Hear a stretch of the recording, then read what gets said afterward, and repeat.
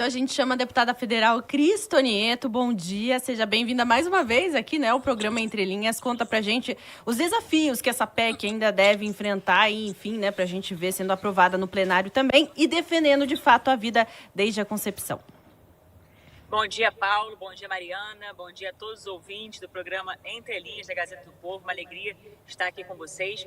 De fato, ontem foi um dia extremamente desafiador. Foi muita luta, mas graças ao bom Deus nós tivemos aí uma vitória importante para a defesa da vida. Então, ontem foi aprovado na Comissão de Constituição e Justiça, na CCJ, que é a comissão mais importante da casa, foi aprovada a admissibilidade da PEC 164 de 2012, que visa a inclusão da expressão desde a concepção no artigo 5º da Constituição Federal. Então, o que diz o artigo 5º da Constituição? Que todos são iguais perante a lei e sem distinção de qualquer natureza. E deve-se preservar, então, a inviolabilidade do direito à vida e aí a inserção desde a concepção, né? Então a vida preservada desde o exato momento da concepção, e assim foi a inovação, vamos dizer assim, né, desta PEC, que está sendo empregada por meio desta PEC, que, graças a Deus, foi aprovado no dia de ontem. Então a admissibilidade passou na CCJ por 35 votos a 15, e agora os próximos passos serão os seguintes. Vai haver a instalação de uma comissão especial para debater o mérito da matéria, e depois, com a aprovação da comissão especial, aí seguirá para o plenário, que a gente vai precisar de 3/5, né, de aprovação, 2 turnos, para que depois vá ao Senado Federal. Então, esse é o curso natural da PEC, que a gente tem, obviamente, expectativa, esperança de que realmente a gente consiga prosperar essa pauta, triunfar a pauta da vida e combater sempre a cultura da morte. Bom dia, deputada.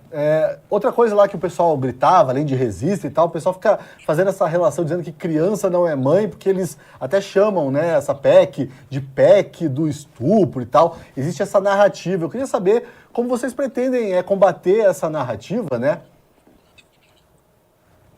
Na verdade, é uma narrativa absolutamente falaciosa e qualquer pessoa que tenha mais de 2 neurônios tem capacidade total de refutar esse tipo de tese.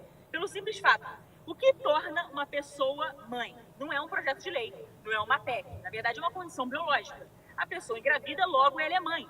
Pode não querer exercer a maternidade, mas ela não vai deixar de ser mãe. Ela pode ser mãe de um bebê morto, mas ela não vai deixar de ser mãe.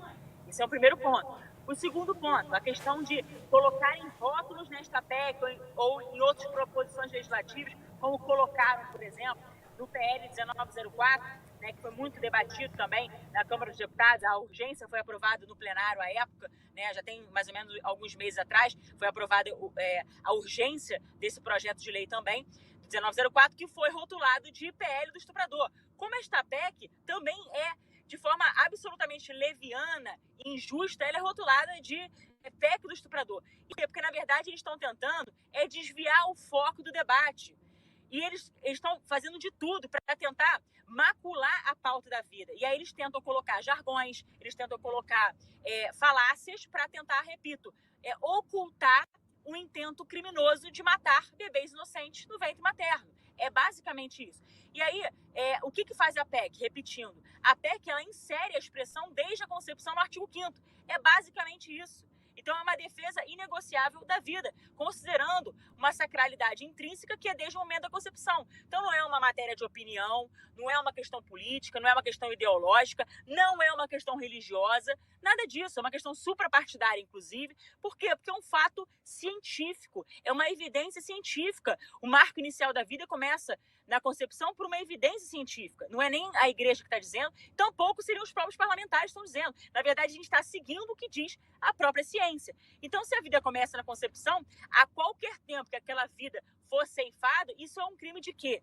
De homicídio, né? Que a gente sabe que tem seus eufemismos, né?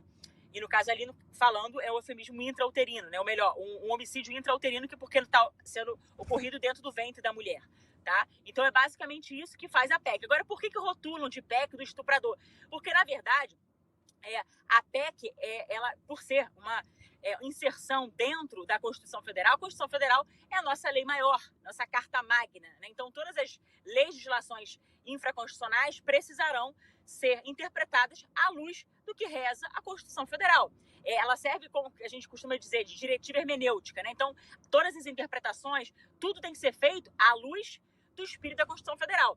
Então, é uma defesa inegociável da vida esta PEC, por exemplo, né? Agora, eu pergunto, eu até desafio, né? A quem rotulou de forma leviana, injusta e mentirosa a chamarem essa PEC, ou até mesmo o projeto 1904, de PL do estuprador ou PEC do estuprador, eu pergunto, né? O que eles fazem para combater o estupro? Porque é fácil macular e rotular, dizendo, vocês querem revogar o aborto em caso de estupro. Primeira coisa, não existe aborto legal, eu sempre bato nessa tese, não é nem uma tese, é um fato.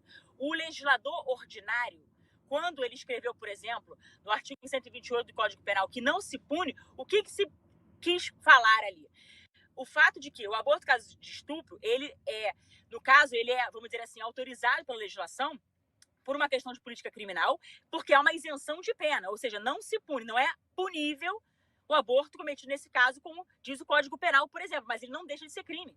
O aborto, no caso, ou melhor, né, tirar a vida de inocente, isso de fato é um crime no Brasil, né? Então, por exemplo, quando as pessoas rotulam de PL do estuprador, ou PEC do estuprador, né, é algo que é totalmente tá desconectado da realidade, né? Nós sempre buscamos, obviamente, combater o estupro como tem que ser combatido, com leis mais severas, com o recrudescimento das leis penais. Agora, eu pergunto, o que esse povo que só rotula, o que eles fazem para combater o estupro?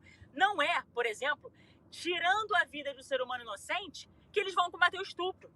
Não vai ser assim. Vai ser com fortalecimento da segurança pública. Então, eles tentam colocar como se fosse uma aparente correção, né? Colocando um erro. Um erro não justifica o outro. Um crime também não pode ser justificado por outro. Então, a gente tem que ser racional aqui no próprio debate. Da mesma forma, por exemplo, né, quando a gente vê normas técnicas que simplesmente desobrigam a mulher, no caso vítima de violência, a fazer um boletim de ocorrência, normas técnicas que desobrigam isso favorece a quem? A impunidade do estuprador. E são os mesmos que defendem essas normas técnicas que estão simplesmente rotulando de PL do estuprador. Eu pergunto, se eles não querem que a mulher vítima ela tenha a possibilidade de lavrar, né, ou seja, de fazer lá o seu boletim de ocorrência para que realmente haja uma identificação desse criminoso, para que ele seja severamente punido, eu pergunto, quem é que defende o estuprador aqui? Então, a gente tem que falar as coisas, primeiro, à luz da e também à luz da racionalidade.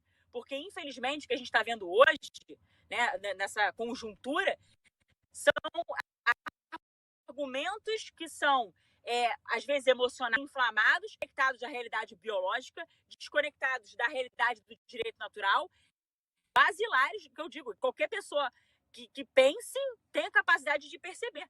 Né? Então, é basicamente esse rótulo que é totalmente injusto, né, e mentiroso, como disse, né? São binômios falaciosos que dizem, né, que reverberam, justamente com a intenção de macular o intento deles, né, a intenção deles, que é justamente defender aquilo que deveria ser indefensável, que é justamente a morte de bebês inocentes no ventre das...